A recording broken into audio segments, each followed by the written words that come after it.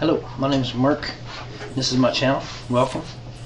We've recently started a series called Libraries of Outlands, and it has to do with all the books available throughout the Outlands. We were going to do one video, but there's way too many books and it's going to take way too long, and the video would have been like 3 days long. So we decided to do one single video on each book that we could find. Maybe sometimes we'll combine it and have 2 or 3. We'll see.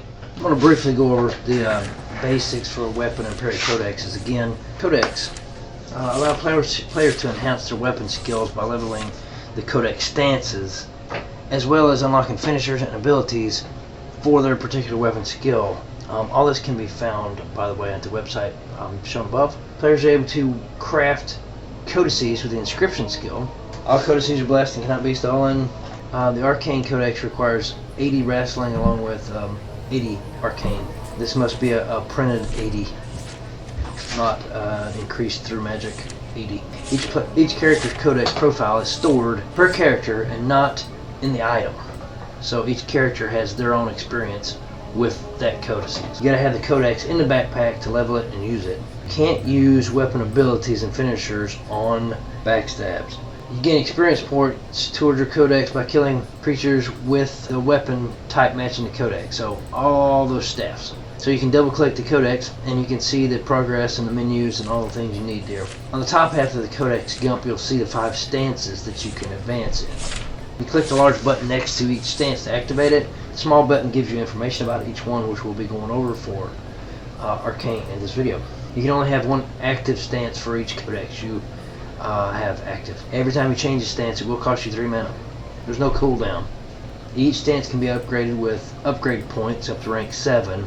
There's a codex hotbar, and if you select the stance in that, whatever stance that you select in that hotbar will auto-renew, so it will reactivate every 10 seconds. When a player reaches rank 5 in any stance for a skill, it unlocks the ability to select a finisher. If you have a finisher active, these finishers are large-scale weapon hits, and they often deliver special effects, which we'll talk about. Each codex has 2 finishers that you can choose from, at no cost. You can only trigger 1 finisher on each mob. But if you have a boss type creature, you can trigger a finisher every 60 seconds. Exceptions to that will be included in the discipline aspect armor set.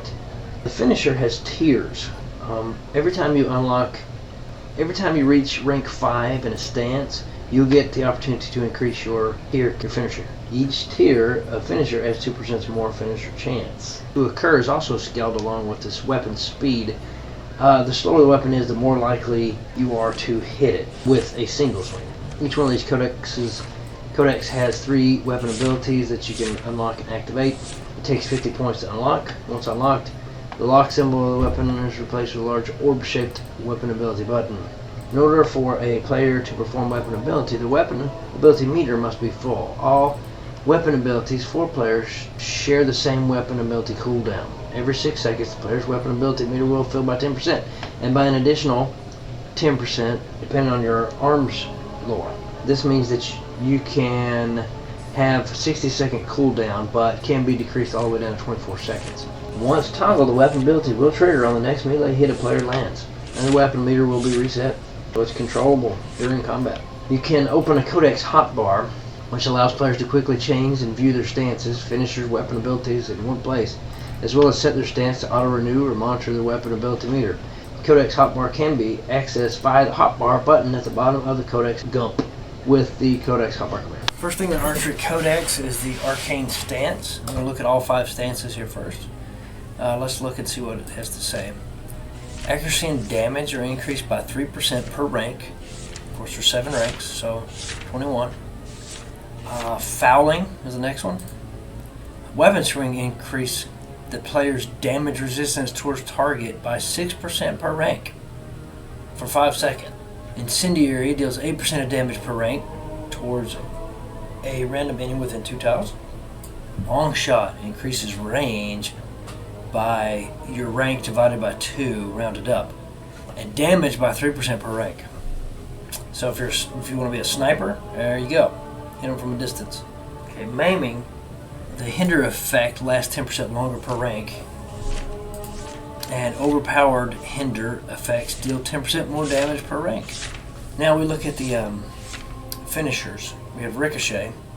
This deals 300% of damage towards target and up to 2 additional random enemies within 6 tiles of the target. Pincushion.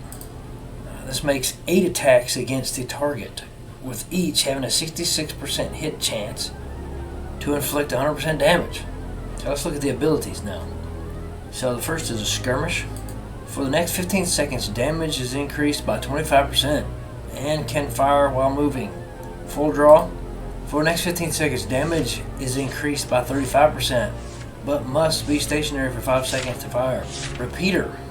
If not currently stealthed, immediately makes 3 additional hit attempts, each with 66% chance to inflict 60% of weapon damage.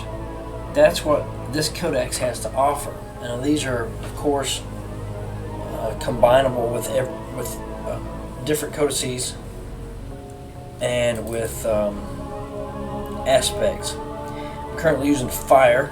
It tends to match well with it. Air, you can increase your swing speed with air. But I think that's it for today. Make sure to like, share, and subscribe, and comment. If there's something I can do better or something you'd like to see, let me know in the comments. Hit that post notification as well. And I guess that's all. Thanks. Peace.